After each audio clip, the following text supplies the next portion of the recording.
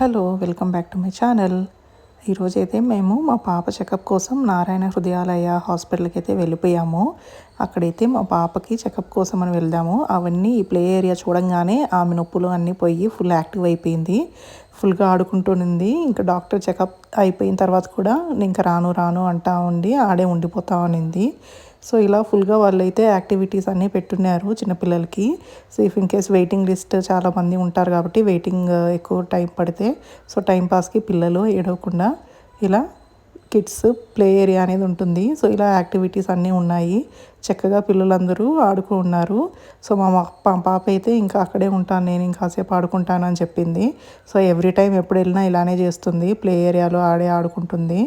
So మీ పిల్లలు కూడా ఎవరైనా ఇలాగే చేస్తారా? జస్ట్ కమెంట్ అండ్ లైక్ చేయండి. మీరు ఎప్పుడైనా హాస్పిటల్కి వెళ్తే ఇలా ప్లే ఏరియాలో మీ పిల్లలు ఫుల్ యాక్టివ్ అయిపోయి అలా చేస్తారేమో.